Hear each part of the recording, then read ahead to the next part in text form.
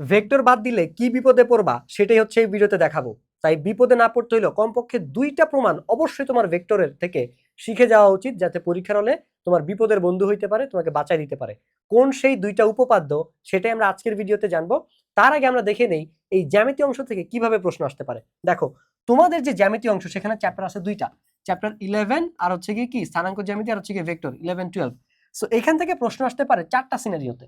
Number 1, আগে আমি 4টা সিনারিও বলি, তারপরে তুমি বুঝবা যে কেন তোমার আসলে ভেক্টরটা একটু হইলো দেখে যাওয়া উচিত, বা কমপক্ষে 2টা প্রমাণ দেখে যাওয়া উচিত। সেই 2টা প্রমাণ কোনটা কোনটা সেটাও ভাইয়া বলে দিব। আর কমেন্ট বক্সে জানাও কে কোন বোর্ড থেকে ভিডিওটা দেখতেছো, কোন জায়গা থেকে আসো, পরীক্ষা কেমন হয়েছে কেমিস্ট্রি। দেখো, জ্যামিতি অংশ থেকে 11-12 থেকে প্রশ্ন আসতে পারে 4 ভাবে। নাম্বার 1, চ্যাপ্টার 11 থেকে একটা সিকিউ দিবে, প্লাস চ্যাপ্টার 12 থেকে একটা সিকিউ দিবে। চ্যাপ্টার 11 থেকে একটা সিকিউ দিবে, প্লাস চ্যাপ্টার 11 প্লাস 12 মিক্সড হয়ে একটা সিকিউ দিবে।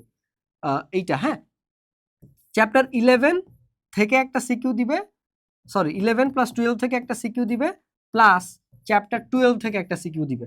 আবার 11 প্লাস 12 মিক্সড করে একটা প্রশ্ন দিবে, এবং 2 নাম্বারটাও 11 প্লাস 12 মিক্সড করে একটা প্রশ্ন দিবে। সব থেকে বেশি কথা বুঝছো? 4টা সিনারিও কি কি? চ্যাপ্টার 11 থেকে একটা কোশ্চেন দিবে, চ্যাপ্টার 12 থেকে একটা ফুল কোশ্চেন দিবে, মানে ফুল সিকিউ দিবে। চ্যাপ্টার 11 থেকে একটা ফুল সিকিউ দিবে, চ্যাপ্টার 11 প্লাস 12 মিক্সড করে একটা সিকিউ দিবে। আবার দুইটাই হচ্ছে গিয়ে তোমার মিক্সড প্রশ্ন হইতে পারে, দুইটাই 11-12 মিক্সড হইতে পারে। আবার একটা হচ্ছে 12 থেকে ফুল দিবে, 11-12 মিক্সড হয়ে প্রশ্ন দিতে পারে। এইটা হওয়ার সম্ভাবনা খুব একটা নাই, তবে কুমিল্লা বোর্ড হইলে আলাদা কথা। কুমিল্লা বোর্ডে যে কোনো কিছুই সম্ভব, ঠিক আছে? কুমিল্লা বোর্ডে যে কোনো কিছুই সম্ভব। যেগুলা বলবা যে অসম্ভব, ওগুলো কুমিল্লা বোর্ডের 1 নাম্বার প্রায়োরিটি, যে আমরা এটাই দিব।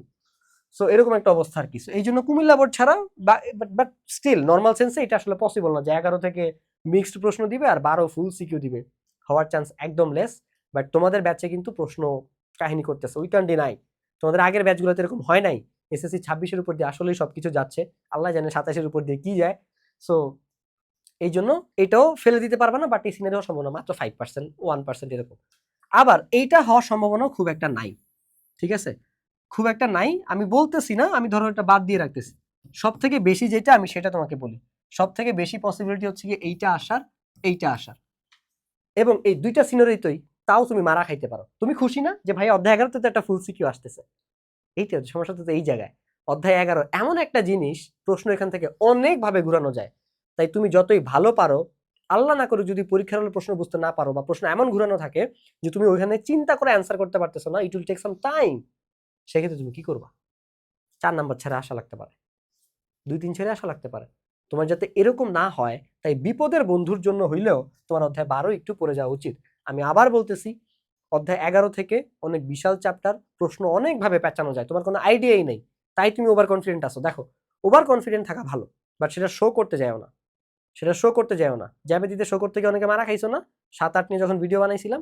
তো ওইটা যাতে আবার তোমার কপালে না চলে আসে। হ্যাঁ, জীবনের সব ক্ষেত্রেই তুমি যত জায়গায় ওভার কনফিডেন্ট হবা, ওভার কনফিডেন্ট থাকো, কিন্তু এটা শো করতে যাও না, এক্সপ্রেস করতে যাও না। এক্সপ্রেস করতে গেলে তুমি ধরাটা খাবা, ঠিক আছে? তুমি যখন এক্সপ্রেস করে বলা 11 উড়িয়ে দিব, দেখবে এটা যখন কমেন্টে কমেন্টে বলবা, মানুষে বলবা, দেখবে 11 তোমার উল্টায় দিছে। সো ওভার কনফিডেন্ট থাকো, সমস্যা নেই, কিন্তু সেটা কখনো এক্সপ্রেস করতে যাবে না, সেটা ভিতরে ভিতরে থাকবা। এবার আসো 12 থেকে তাহলে কি পড়বো? এই যে উদাহরণ 3 পড়বা, এটা জেনারেশনাল একটা ইম্পর্টেন্ট প্রমাণ। এটা তোমার দাদা পড়ছে, তোমার বাবা পড়ছে, তুমি পড়বা, তোমার ছেলে পড়বে, তোমার ছেলের ছেলে মানে তোমার নাতিও পড়বে। তো এটা একটা ইম্পর্টেন্ট। প্রশ্নটা দেখো, ত্রিভুজের যে কোনো 2 বাহুর মধ্যবিন্দু সংযোগ রেখাংশ ওই ত্রিভুজের তৃতীয় বাহুর সমান্তরালতার অর্ধেক। উদাহরণ 4, উদাহরণ 4, এই যে এই প্রমাণটা ভেক্টরের সাহায্যে প্রমাণ করো সামান্তরিকের কর্ণদ্বয় পরস্পরকে সমদ্বিখণ্ডিত করে। ইম্পর্টেন্ট। তারপর উদাহরণ 5, এটাও ইম্পর্টেন্ট, যে কোনো চতুর্ভুজের সন্নিহিত বাহুগুলোর মধ্যবিন্দু সংযোগ রেখাংশ একটি সামান্তরিক উৎপন্ন করে। সামান্তরিকের মধ্যবিন্দুগুলো নিয়ে একটা আঁকছো, মধ্যবিন্দুগুলোকে সংযোগ করছো, সেটা আবার আরো একটা কি সামান্তরিক তৈরি করছে, সরি চতুর্ভুজের মধ্যবিন্দুগুলোকে নিয়ে। এবার আসো, খেয়াল করে দেখবা অধ্যায় 11 যে প্রশ্নটা আছে না, এটা আসলে উদাহরণ 3। এটা কি বলতো? উদাহরণ 3। 12 নাম্বারটা আছে না, এটা আসলে উদাহরণ 4, ঠিক আছে? 11 নাম্বারটা আসলে উদাহরণ 3, প্রশ্ন পড়ে দেখো। 12 নাম্বারটা আসলে উদাহরণ 4। তার মানে এই দুটো তোমাকে পড়তে হবে। 13-14 একই কনসেপ্টের, প্রমাণটা আলাদা, বাট একই কনসেপ্টের মাধ্যমে তুমি করবা। সো মোটামুটি ভেক্টর থেকে ইম্পর্টেন্ট হচ্ছে তোমার এইগুলা। আমি তোমাকে দাগাই দিচ্ছি, এই যে 11 নাম্বারটা, এইটা তোমাকে অবশ্যই পড়তে হবে। দেন 13-14 একই কনসেপ্টের, সো এটাকে তুমি একটা হিসেবে কাউন্ট করতে পারো। সো 13-14 যেটা এক এক করে এক একটা আসতে পারে, 13-14 দুইটাই পড়ে যাবে। সো থার্ড হচ্ছে কি, এই যে 16 এর খ নাম্বার দেখতেছো না, এইটা, এই 16 এর খ নাম্বারটা ইম্পর্টেন্ট, ঠিক আছে। ফোর্থ ইম্পর্টেন্ট হচ্ছে কি উদাহরণ 5, এই চারটা তোমাকে অবশ্যই পড়তে হবে। এবার দেখবা কুমিল্লা বোর্ডে চলে আসবে 12 নাম্বারটা, because this is Comilla board. শুধু কুমিল্লা বোর্ড না, কোনো বোর্ডে যদি মনে করো যে ভালো লাগতেছে না ইম্পর্টেন্ট প্রশ্ন দিতে, ফিল পাইতেছি না প্রশ্ন করে, তখন দেখবো 12 নাম্বারটা দিয়ে দিস, করতেই পারে। সো বাট এটা লেস ইম্পর্টেন্ট আসলে, হ্যাঁ, এটাকে আমি 1 স্টার দিলাম। এইবার আসো ভাই, আপনি তো 5টা দাগায় দিছেন, 5টা পড়তে পারবো না, যে কোনো 2টা দেন বা 3টা দেন।